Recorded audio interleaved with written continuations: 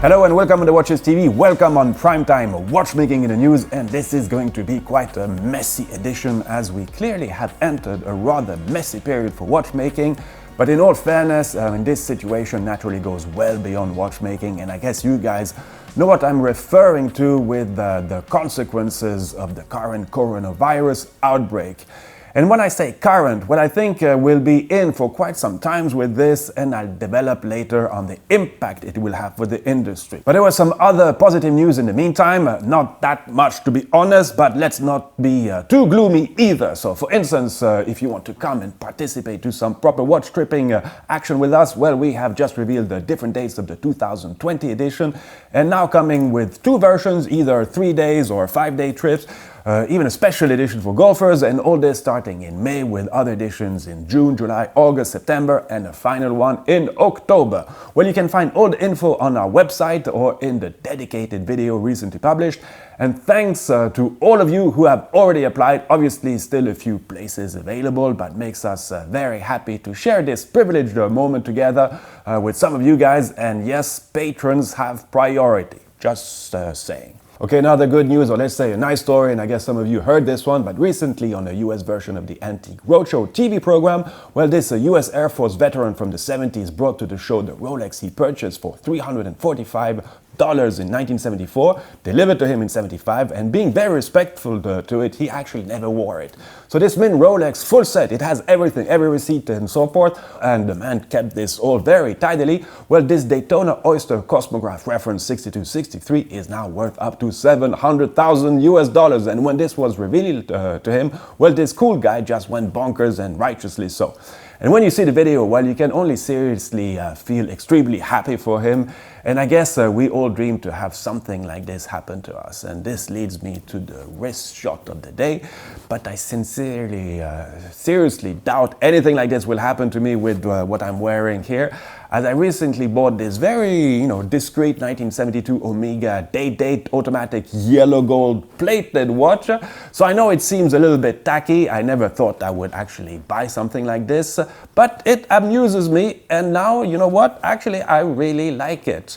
So this is kind of the first watch which I have with this nice integrated bracelet. Just couldn't be bothered to wait another 10 years for my Nautilus. Okay, in terms of other news, we also have seen a few new watches, especially that LVMH brands, Hublot, Tiger, Zenith and Bulgari had their little Dubai gathering to showcase this.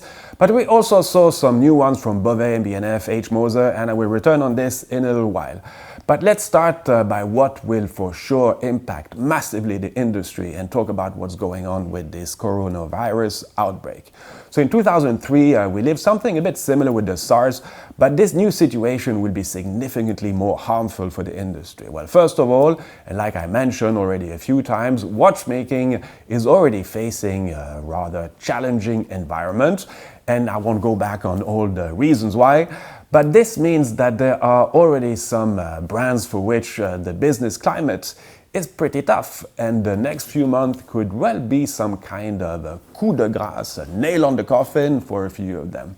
So the interdependence of our various economies has tenfolded since the SARS of 2003, and though for the time being the pandemic is quite contained, if one can say so, to mainland China, despite casualty and infected numbers being already, much higher and more significant, well, the consequences are already global, and this might well be only the beginning.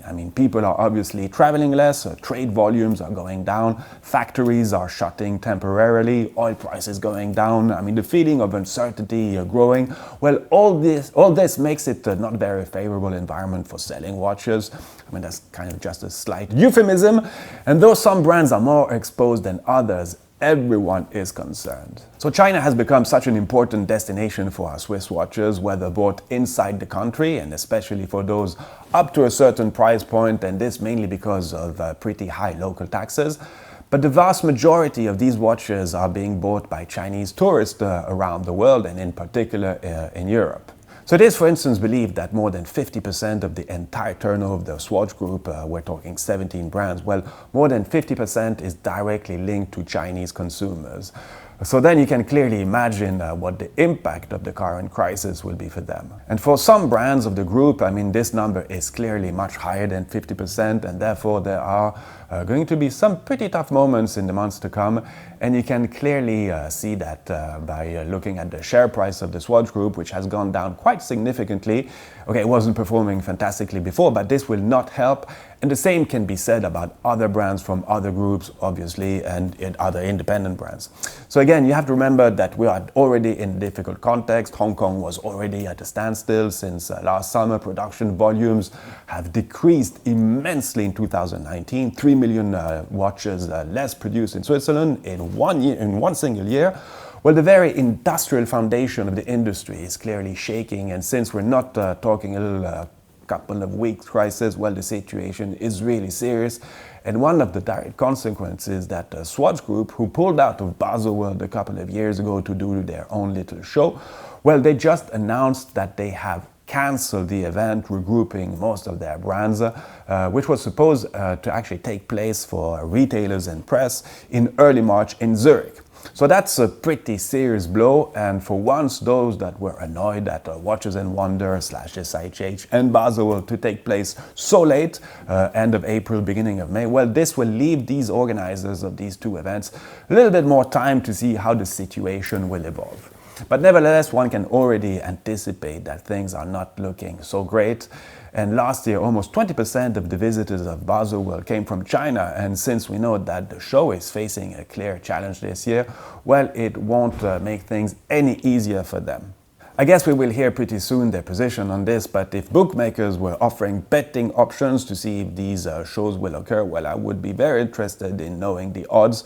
I mean, if you have any ideas yourself, I mean, don't hesitate to share your feeling. Anyhow, and to make it short, I mean, the first semester for watchmaking will be indeed a tough one in terms of overall business, but won't prevent us from seeing some cool stuff, that I'm sure. But yes, the climate will be challenging. Okay, and just a little update on some Baselworld Watches and Wonder news and who's in and who's out. Well, Gucci have announced that they were pulling out two of Basel, and this was slightly surprising since last year they had made quite a statement by making a rather nice booth in the main hall for the introduction of their Grip collection with this, 70s looking watch with a trailing hour and minute disc, one on top of each other. Well, they are out, but now Dolce & Gabbana have just announced that they will join in. Not sure either news has a massive impact on me, but that's another matter. So regarding Watches and Wonder, the most significant news is that MB&F and H. Moser will be joining the big boys club, the big brands of the show, leaving the Carré des Horlogers, but they will share a booth together. Interesting, we'll see what this all means. And we might still hear some evolution in the coming weeks on top of what I've just mentioned before. And of course, there is this ultimate possibility of neither event actually taking place. And this stage, this is no science fiction, unfortunately. So let's now come back on some of the new watches seen recently. Let's first go back to the main ones seen during the LVMH event held in Dubai in mid-January. So though these brands never actually participated at the SIHH, they were always present and kind of free-riding the event by hosting their clients in some Geneva hotels.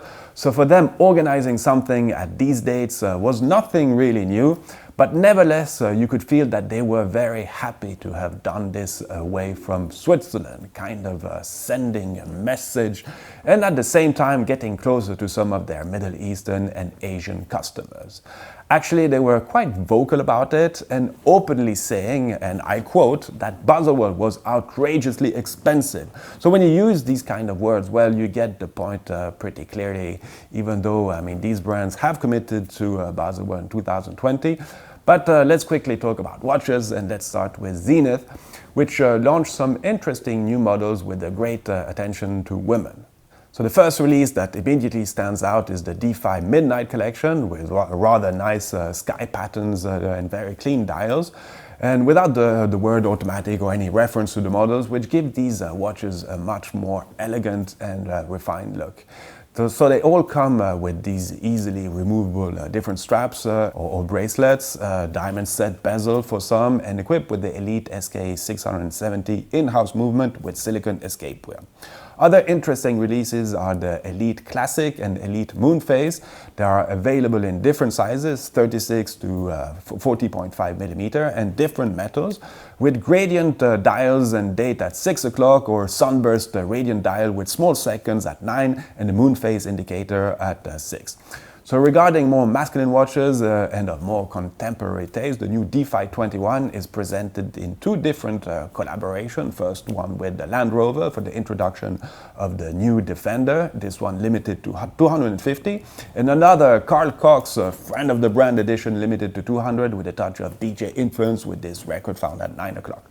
Okay, next brand, and Hublot is celebrating the 15th year of the Big Bang, and the highlight for them was the introduction of their first integrated bracelets, so just making it a little bit closer to some other models, if you see what I mean, but the result works pretty fine, to be honest. But for me, I mean, the most interesting watch introduced was the new version of the Classic Fusion in black ceramic with a dial decorated with gold crystals. I mean, that's the rarest form of gold on Earth, and by definition, every single model is unique. So gold crystals are not easy to find. That's why Hublot uses a special production process in the R&D department, using 24 karat gold to be crystallized. So these gold flakes are like snowflakes laid uniquely on the surface of the dial. And this watch is available in 38 or 45 millimeter. And it's not because I'm wearing this tacky yellow gold watch today that I think this watch this watch is interesting. Anyhow, Hublot offered other models. Actually, already 50% of the 2020 new models have not only been announced there, but they will be available in the stores even before the beginning of Baselworld. Regarding TAG Heuer, the main highlight was the introduction of the new Carrera 160 Silver Limited Edition chronograph, 160 referring to the brand's 160th anniversary this year. Comparing the new limited edition to the original from 1964, well, you'll immediately find that it's true to its origin, but with a few detailed changes that brings this Carrera into the new decade of 2020. So the diameter of 39 millimeter is a modern size for yet fitting for a vintage inspired watch. So is the domed glass, although this time around in sapphire compared to plexiglass to match today's durability standard. Even the Super Luminova is paying homage to the original with an applied brown yellowish color, and the silver dial has a large sober presence and catches the light nicely thanks to a kind of a sunray brush finish. And the chrono subdials are recessed, giving depth to the watch's face. I mean, the most important difference, however, is located under the hood, if I can say so. So normally the ETA Valjoux is swapped for another workhorse, and this time the caliber is the Heuer 02. So this caliber is slightly larger than the ETA version, but brings an impressive extension to the power reserve, now clocking in a total of 80 hours, still beating at 28,800 beats per hour. So the use of a solid column wheel construction is also most welcome, and it's not the most decorated movement, but still looks nice. All in all, 1,860 models of this Carrera limited edition will be produced. And now, next brand, and concerning Bulgari, and once again they have gone to conquer another world first since they introduced the smallest woman's tourbillon fitted into a watch. So designed to fit the Serpenti case, this small size shaped movement is fully hand decorated with Côte de Genève, perlage and beveling, and the tourbillon is held by a sapphire bridge. So the case is made from precious metal, of course. White gold, yellow gold, and diamond versions are available. But Bulgari didn't stop there when it comes to high mech for women. With the new malachite minute repeater version of the Divas, it's quite a timepiece for sure. And still talking minute repeater, Bulgari also introduced a new sandblasted rose gold version of the Octo Finissimo. We had first seen it in titanium in 2016. Okay, that's it for LVMH brands, and we'll for sure see more of them at Baselworld. They have to keep some interest, but the most interesting thing really concerns if they will actually stay at Basel after what seems to have been a very successful event for them. Okay, next new timepiece, and this is actually a new version of one of my grail watch, the MB&F Legacy Perpetual Calendar, now coming in a yellow gold case and a deep blue dial limited to 25 pieces. So I know I'm wearing yellow gold, and I'm half Swedish, therefore yellow and blue should talk to me, but maybe still a bit too much for me. But to be honest, I haven't seen it in real and will do so shortly. Also wanted to mention that the other day with some other fellow journalists, we were invited by Roger Dubuis as they wanted to explain a bit more in details the evolution of their business development and, in short, focusing more on what is their core identity, meaning the Excalibur. And to mark their point well with this idea of hyper-horology, well, they introduced to us a pretty spectacular and very light minute repeater version of the Excalibur Spider coming in a 47mm carbon case with flying tourbillon beating at 3 Hz, and more timepieces will be revealed later on. And now we'll talk about a new brand called Pedroso & Pires, the name in honor of the founder's parents, and it took him more than 3 years to develop and manufacture this timepiece with some serious local suppliers. I mean, the case is pretty complex, made out of titanium with full rose gold inserts, full rose gold polish hands and indexes, and the overall result is pretty original. As you can see, it's a dual flying tourbillon with central differential, averaging both tourbillons, holds 72 hours of power reserve, and it's limited to 25 pieces, and I naturally wish them good luck with this 150,000 Swiss francs timepiece. Naturally expensive, but in comparison to other double tourbillons, well, it's pretty fairly priced, if you can say so. Okay, this is almost it for this shorter than usual prime time. Just wanted to mention that we have some nice videos coming your way. And I would also like to openly thank those that have applied to help us on the journalist position. We're still in the selection process, but getting there. And today just wanted to say a special thanks to Eric, Daniel, Alessandro and Kleinti. And we will get back to all of you very, very shortly. Thanks to our patrons, thanks for watching, and I sincerely hope this coronavirus situation won't get too much more serious than what it already is. My thoughts for those concerned by this directly or indirectly. All the very best, see you real soon, and viva watchmaking.